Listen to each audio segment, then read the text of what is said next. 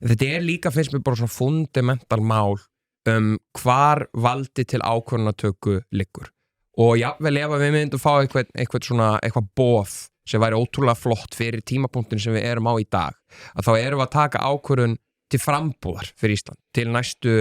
áratugana ef ekki lengur vegna þess að Ísland mun ekki ganga út úr Evrópusambandinu ef við förum inn. Þetta varanlega, við erum að velja lið varanlega og sérð hversu illa það hefur gengið fyrir Evrópusambandið að ganga hérna fyrir Bretland að ganga út úr Evrópusambandinu og þeir voru stærsti meðlumurinn í þessu sambandi hvernig myndum við ná að standa í hárunum á refsiaðgerðunum sem við myndum lendi ef við myndum ganga út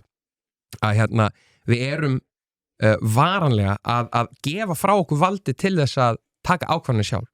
og ef að myndi breytast aðstæður hérna eftir 10 ár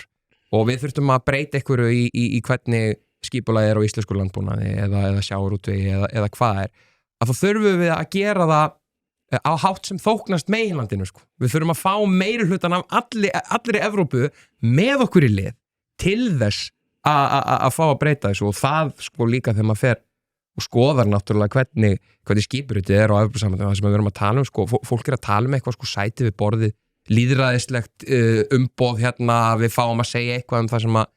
við erum að taka ákvarðanir hérna á Íslandi 6 þingmenn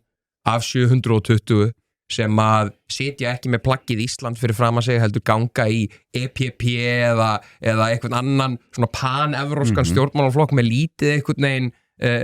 lítil samskipti við heimalandi að kjósa eftir einhvern pan-evróskum blokkum og þar að auki að þá mega Evrópuþingmenn ekki skrifa og leggja fram frumvörp